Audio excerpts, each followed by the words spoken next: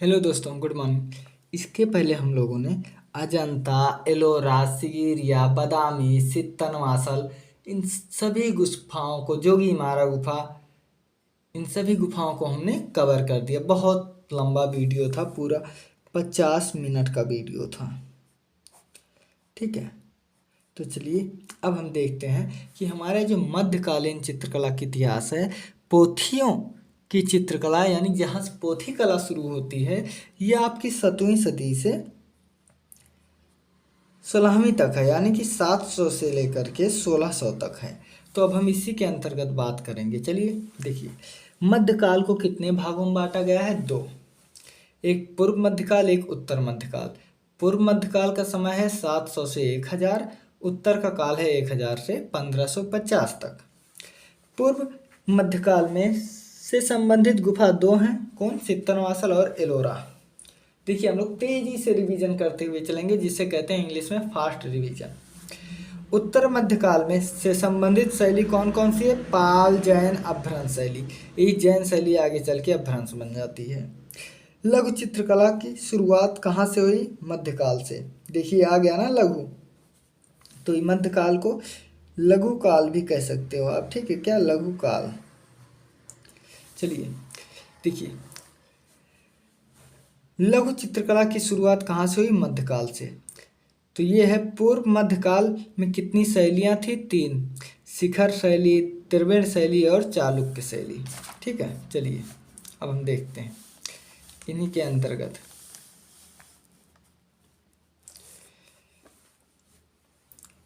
चित्र सूत्र कब चित्रित किया गया? पूर्व मध्यकाल में। अब हम देख लेते हैं इसी के अंतर्गत जो पाल शैली जो अभी हमने पढ़ा, ये आपके 730 से लेकर 1197 तक चलता है। देखिए, पाल शैली किस धर्म से संबंधित है? बौद्ध धर्म। पाल वंश के प्रथम संस्थापक थे गोपाल।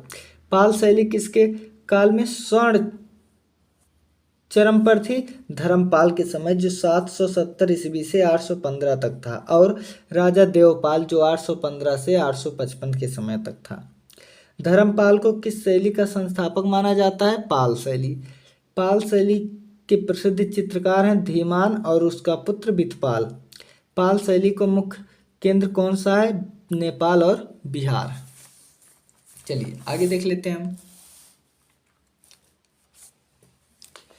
पाल शैली के चित्रित ग्रंथ कौन से हैं? पंचशिखा, करणदेव गुहा, साधनमाला, गंधव्यूह, महायान, बौद्ध पोथियाँ एवं प्रज्ञा पारमिता। ये तो बहुत इंपॉर्टेंट है।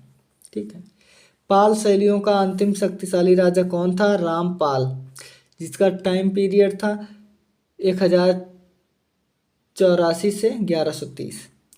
पाल शैली को और किस नाम से जानते थे? नाग शैली। पाल शैली को कितने चश्म चेहरे की अधिकता है? 1.25 चश्म।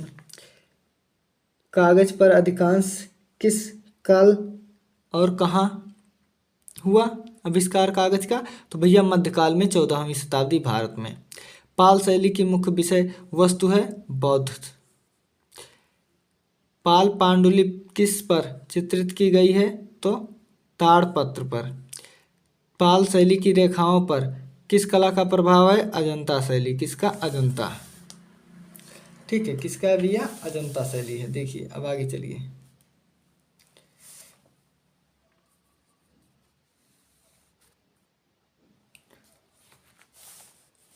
फोन को थोड़ा हम आगे पीछे सेट कर ले रहे हैं। देखिए, पाल शैली की सीमा रेखा कौन सी? सीमा रेखा पूछ रही है, जिसे हम आउटलाइन कहते हैं। किस रंग से की जाती है? तो काले रंग से। पाल शैली में किस रंग का प्रयोग नहीं हुआ है? तो सुनहरे रंग का नहीं हुआ है। भारत में पाल शैली के सर्वाधिक चित्र कहाँ हैं? कलकत्ता में। पाल शैली के चित्रों की माप क्या है? 22.25 से 2.25 इंच। क्या? 22.25 से गुणे 2.25 इंच। ठीक है, पाल शैली के चित्र विदेशी किस संग्रहालय में है? बोस्टन संग्रहालय, लंदन। किस शैली में कागज पर बने चित्र प्राप्त नहीं होते हैं? तो पाल शैली में कागज का प्रयोग इसका मतलब नहीं हुआ है, तभी तो नहीं मिला। बिल्कुल, अब आगे देख लो धीरे से। पाल शैली को बिहार शैली नाम किसने दिया? हेरन रूबिसो ने। ये एक एक चीज याद रखना। पाल साम्राज्य का उदय कहाँ हुआ? माल्या जिले के गौद नामक स्थान पर। विक्रमशिला विश्वविद्यालय जो भागलपुर में है कि निर्माण कराए थे धर्मपाल जी ने। पाल शैली में चित्रित पांडुलिपियों की रचना कहाँ हुई? नालंदा, महाविहार और विक्रमशिला विश्वविद्यालय। प्रसिद्ध मठ विक्रमशिला की नींव किसने रखी? धर्मपाल ने। बौद्ध गया में बोधिसत्व मंदिर का निर्माण किसने कराया? देवपाल ने। कब? 815 से 855 के मध्य। कल्पतरु के समान कौन शासक माने जाते हैं? धर्मपाल। धर्म संरक्षण किस शासक को माना जाता है? धर्मपाल को। धर्मपाल पीरियड है 770 से 815। ठीक है, अब आगे देखते हैं। देखिए, देवपाल तथा धर्मपाल आश्रय को कौन सा कलाकार कार्य करता था? ठीक है, धर्मपाल देवपाल आश्रय में कौन सा कार्य? तो धीमान और वितपाल। धीमान वितपाल किस कार्य के लिए प्रसिद्ध थे? कास्ट, मेटल और मूर्तिकला के लिए। वितपाल कहाँ निवास करता था? तो बंगाल में। ठीक है, कहाँ? बंगाल में। देखिए, महीपाल का शासन समय है 922 से 1040 तक। महीपाल के पौत्र का नाम क्या था? राजा रामपाल। समय 1084 से 1123। पाल शैली के चित्र किस पर बने हैं? पोथियों पर। महायान बौद्ध धर्म से संबंधित पोथियां किस पर लिखी गई है? ताड़पत्र पर। ताड़पत्र पर लिपि पोथियां कहाँ लिखी गई? देवनागरी लिपि पे। किस में लिखी गई? देवनागरी लिपि में। ये पोथियां कहाँ लिखी गई हैं? बंगाल में। पोथियों के पृष्ठों के बीच किन रंग का प्रयोग किया गया है? लाल। किससे बनता था? सिंदूर, हिंगूर तथा महावर। नीला रंग किससे बनता था? लाजवर्ती और नील से। सफेद रंग खड़िया से ना। हाँ, अब आगे देखो। कासगर काला रंग काजल से, पीला रंग खनिज रंग या प्यौढ़ी के द्वारा तथा रंगों का मिश्रण करके किया जाता था। बौद्ध ग्रंथ विनय पिटक किस भाषा में है? पाली भाषा में। बौद्ध धर्म में महायान देवी देवताओं के चित्र के आकार थे 1 या 2 इंच वर्गाकार। गंधर्वियों में कुल कितने चित्र हैं? 126 चित्र। पाल पांडुलिपियों का मुख्य विषय है प्रज्ञा पारमिता। मैंने क्या बोला? प्रज्ञा पारमिता बिल्कुल मोस्ट इम्पॉर्टेंट कर लीजिएगा। चीनी यात्री फाहयान ने बंगाल के किस स्थान पर प्रारंभिक ताड़पत्रीय चित्रों का विवरण प्रस्तुत किया? तो समरालीपट नामक स्थान पर। चीनी यात्री फाहयान भारत कब आया? 5वीं शताब्दी के प्रारंभ में। ठीक है, अब आगे देख लेते हैं। 16वीं शताब्दी में अकबर का राजपूत जनरल कौन जो बंगाल का गवर्नमेंट था बना? तो राजा मान सिंह। अब हम देख लेते हैं धीरे धीरे जो है जैन शैली। देखिए, जैन शैली इसी को अपभ्रंश शैली कहते हैं। इसका समय पीरियड है जो है 1100 से 1500। अपभ्रंश शैली को किस किस नाम से जानते हैं? पहला तो गुजराती शैली, जैन शैली, पुस्तक शैली और सुलिपि शैली, पश्चिमी भारतीय शैली। किस शैली की रेखा कोणात्मक है? जैन शैली। किस शैली की रेखा ज्यामितीय है? जैन शैली। अपभ्रंश शैली को जैन शैली नाम किसने दिया? राय कृष्ण दास ने। अपभ्रंश शैली को किस नाम से जानते हैं? तो इसे जानते हैं बिगड़ा हुआ कला। जैन शैली को किस नाम से जानते हैं? यह है बिहार शैली। जैन शैली नाम एक और क्या है? गुज्जर शैली। ये नाम परसी ब्राउन ने दिया। अब आगे देखते हैं। पार सुनाक्त की आकृति को किस रंग से बनाया गया? नीला रंग से। नैमिनाथ की आकृति में कौन सा रंग भरा गया है? काला। महावीर की आकृति में कौन सा रंग भरा गया है? पीला। ऋषभनाथ की आकृति में स्वर्ण यानी सोने का। अपभ्रंश शैली में कितने चश्म चेहरे बने हैं? 1.25 चश्म। परवड़ जैसी आंखें, लंबे नुकीले गाल, ये सब है अपभ्रंश शैली की पहचान। रुई का ढेर की तरह बादल की विशेषता अपभ्रंश शैली, इसी को जैन शैली कहते हैं। गड्ढे में आकृति गड्ढे की आकृति की तरह पशु पक्षी पेड़ पौधे किस शैली में चित्रित किए गए हैं? भ्रंश शैली या जैन शैली। अप्राकृतिक रूप से उभरा हुआ सीना किस शैली की विशेषता है? भ्रंश शैली, जैन शैली। जैन शैली के चित्रों का मुख्य विषय क्या है? तो ये है अलंकारिकता। क्या है दोस्तों? अलंकारिकता। अब देखिए जैन शैली के ठीक है, जैन शैली के चित्रित ग्रंथ कौन से हैं जो सर्वश्रेष्ठ ग्रंथ है? कल्पसूत्र। जैन शैली के चित्रित ग्रंथों में कौन सा ग्रंथ प्राचीन है? श्वेतांबर जैन संप्रदाय का निषिद्ध चूरणी ग्रंथ। रचना काल 11वीं शताब्दी यानी 1100 ईस्वी। ये ताड़पत्र पर चित्रित है। जैन ग्रंथ कौन कौन से हैं? बसंत विलास, कालिकाचार कथा और पंच जैन तीर्थंकर आदि। कल्पसूत्र की उत्तर प्रदेश की प्रति किसको और कहाँ मिली? 1465 ईस्वी जौनपुर के सारा भाई मणिक लाल को मिली। ये ग्रंथ कागज पर चित्रित हैं। बसंत विलास की एक प्रति कहाँ से मिली? तो अहमदाबाद से। ये सूती कपड़े पर बनाई गई है। जैन कला का प्रमुख केंद्र है जौनपुर। अपभ्रंश शैली में किस रंग की प्रधानता है? सुनहरे। देखो यही देख लीजिए, पाल में सुनहरा नहीं है। पाल शैली में, जैन शैली अपभ्रंश शैली में सुनहरा का प्रयोग किया गया है। अब देख लीजिए, हम थोड़ा बात कर लेते हैं जैन धर्म। महत्वपूर्ण तथ्य है, जैन धर्म के संस्थापक व प्रथम तीर्थंकर ऋषभदेव, इन्हीं को आदिनाथ कहते हैं। जैन धर्म के 23वें तीर्थंकर हैं पार्श्वनाथ। जैन धर्म के 24वें तीर्थंकर व अंतिम तीर्थंकर हैं महावीर स्वामी। महावीर स्वामी का जन्म हुआ था 540 ईसा पूर्व कोंडाग्राम वैशाली में। इनके पिता का नाम सिद्धार्थ था, माता का नाम तिशला था। इनकी पत्नी का नाम यशोधरा था, पुत्री का नाम अनुजा प्रियदर्शिनी थी। इनके बचपन का नाम हर्षवर्धन था। आप इसे इम्पॉर्टेंट कर लीजिएगा, ठीक है। देखिए, महावीर को जृंभिक के समीप ऋजुपालिका नदी के तट पर साल वृक्ष के नीचे तपस्या किए थे। पहला तो ये लिख लीजिए, दूसरा साल वृक्ष के नीचे तपस्या किए थे। अब आगे देख लीजिए, देखिए महावीर स्वामी ने अपना प्रथम उपदेश कहाँ दिया था? तो पहली बात है प्राकृतिक भाषा में दिए थे, सारनाथ में। आगे वो मिलेगा। महावीर ने प्रथम अनुयायी महावीर के प्रथम अनुयायी इनके दामाद, खुद का दामाद था जामिल, उसी ने बना था। प्रथम जैन भिक्षुणी नरेश दधिवाहक की पुत्री चंबा थी, ठीक है। देखिए लेडीज में चंबा थी।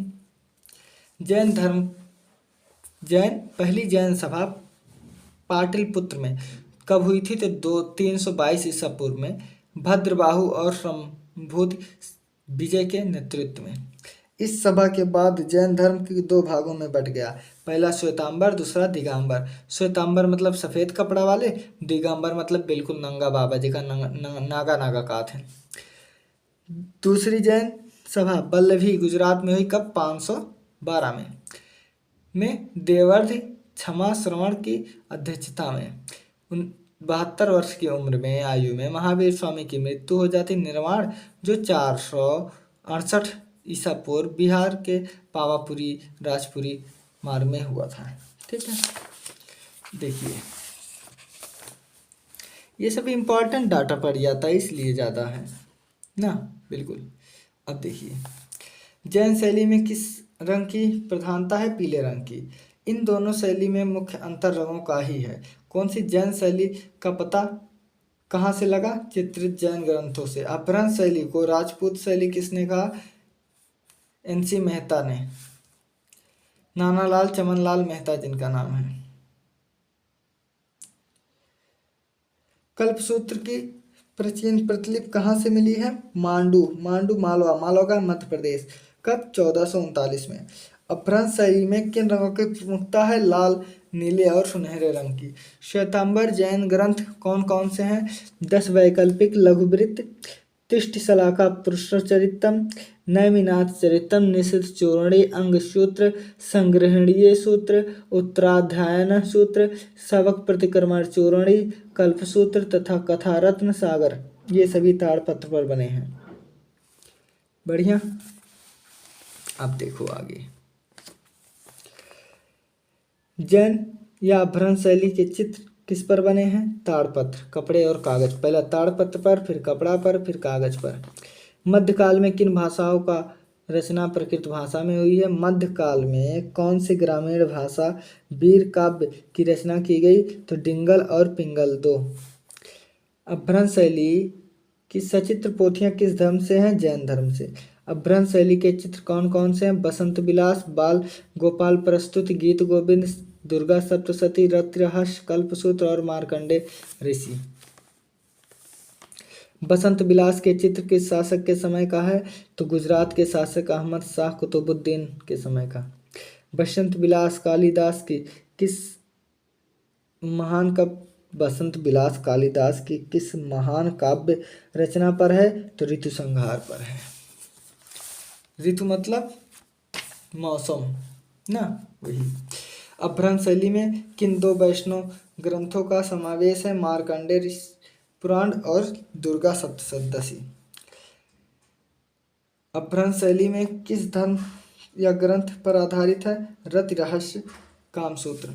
जैन कला भारत के किस क्षेत्र की है? पश्चिमी। मैं यहाँ लिख देता हूँ धीरे से, पश्चिमी। और पाल कौन सी है? पूर्वी, याद रखना। जैन चित्रकला कब से है? 15वीं सदी। जैन चित्रकला कहलाई पोथी कला। अभ्रंश शैली का मुख्य विषय रहा है क्या? बौद्ध धर्म, जैन धर्म,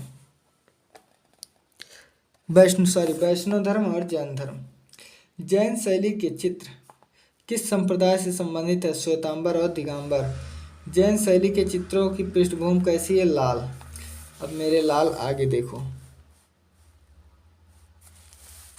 देखिए जैन शैली के चित्रों का निर्माण कब हुआ था? 15वीं सदी। गुजरात शैली का बीजारोपण हुआ कहाँ हुआ? तो ये हुआ था गुजरात में। गुजरात शैली का बीजारोपण कहाँ हुआ था? गुजरात में। गुजरात शैली को दूसरे किस नाम से जाना जाता है? जैन शैली। आगे देखो, गुजरात शैली का चित्रण कब हुआ? 15वीं सदी। जैन शैली को गुजरात शैली किसने कहा? तो ये NC मेहता, नानालाल चमनलाल मेहता। जैन शैली और अभ्रंश शैली को पश्चिमी शैली किसने कहा? आनंद कुमार स्वामी, लामा तारानाथ। अभ्रंश शैली का मुख्य केंद्र है अहमदाबाद, गुजरात, राजस्थान, मांडू, मध्य प्रदेश, जौनपुर। खाली स्थान से निकली आँख कौन सी विशेषता है अभ्रंश शैली की? अभ्रंश शैली के, ठीक है, चित्र उत्तर प्रदेश में कहाँ संग्रहित है? तो उत्तर प्रदेश में भारत कला भवन वाराणसी में। चलिए फिर देख लेते हैं हम धीरे से। अभ्रंश या जैन शैली के चित्रों के मुख्य रूप से कौन चित्रित किया गया? महावीर स्वामी और जैन तीर्थंकर। अभ्रंश शैली के चित्र किस प्रकार के बने हैं? चौकोर। अभ्रंश शैली किस शैली में विलुप्त हुई है? राजस्थानी शैली। लय और गतिपूर्ण अभाव किस शैली में है? अभ्रंश शैली। अभ्रंश शैली में किस शैली का प्रभाव है? ईरानी कला का। कौन सी शैली चित्रों का सबसे बड़ा संग्रह प्राप्त हुआ? गुजरात से। प्राकृतिक शैली का रचना काल कहा गया है? मध्यकाल को। ग्रामीण और ग्राम्य शैली के नाम से पुकारा गया अभ्रंश शैली को। कपड़े पर बने चित्रों को कहते हैं पटचित्र। अब चित्र भी पहले देख लो। बाल गोपाल प्रस्तुति अभ्रंश शैली चित्र। देखो इस साइड लिखा जाता था, इस साइड बीच में चित्र बनते थे। बाल गोपाल प्रस्तुति बोस्टन संग्रहालय में लिखी गई कागज पर। बेरुल भित्ति चित्र किस शैली के उत्कीर्ण नमूने हैं? अभ्रंश। स्वर्णिम रंग का प्रयोग पश्चिमी शैली में कब से दिखा? मध्यकाल यानी 14वीं सदी। पश्चिमी भारतीय शैली मानव कृतियां बनावटी कैसी है? गुड़िया जैसी। पश्चिमी भारतीय शैली की मुद्रा की बनावट कैसी है? जकड़न लिए हुए, ऐंठन युक्त। पश्चिमी शैली में आकार बाह्य रेखा किससे होती थी? काली रंग से। तीर्थंकर देवताओं को किस प्रकार के रंगों का प्रयोग किया गया? प्रतीकात्मक। त्रिष्टि शलाका पुरुष चरित्रम के लेखक है हेमचंद्र। पूछा गया प्रश्न है। उत्तर मध्यकाल में बने चित्रों को कितने भाग में बांटा गया? 3। पहला बौद्ध धर्म, दूसरा जैन धर्म, तीसरा सुलिपि में, पुस्तक में। ठीक है, देखिए बौद्ध शैली के पुस्तक के जैन शैली, सुलिप शैली। काम अल्प सूत्र, क्या कल्प सूत्र की कौन सी प्रति स्वर्ण अक्षरों से लिखी गई है? तो जौनपुर के बादशाह हुसैन सरकी के समय में चित्रित 1465 ईस्वी में बड़ौदा के ज्ञान मंदिर से सुरक्षित जो है वही। ठीक है, आगे देखो, किस शैली के चित्रों में सीमांत रेखा निब की सहायता से खींची गई है? भ्रंश शैली। जैन शैली के चित्रों में किन किन रंगों की प्रधानता है? प्राथमिक रंग। पशु पक्षी आकृतिक चित्रण हुआ है स्वाभाविक अस्वाभाविकता लिए हुए। पटचित्रों के निर्माण में किस शैली को अपनाया गया? गौड़ शैली को। कपड़े पर चित्रित उस काव्य कलाकृति का नाम बताइए जो एनसी मेहता को गुजरात में मिली। क्या है? बसंत विलास। बसंत विलास। आगे देखो, एनसी मेहता बसंत विलास का स्क्रॉल कब मिला? तो 1925 में। यह किस प्रकार के पटचित्र हैं? तो कुंडली नुमा, इसी को कहते हैं स्क्रॉल पेंटिंग। ठीक, बसंत विलास में पटचित्र कितने प्रकार के हैं? 79 यानी 79। किस ग्रंथ में केवल अलंकरण किया गया है?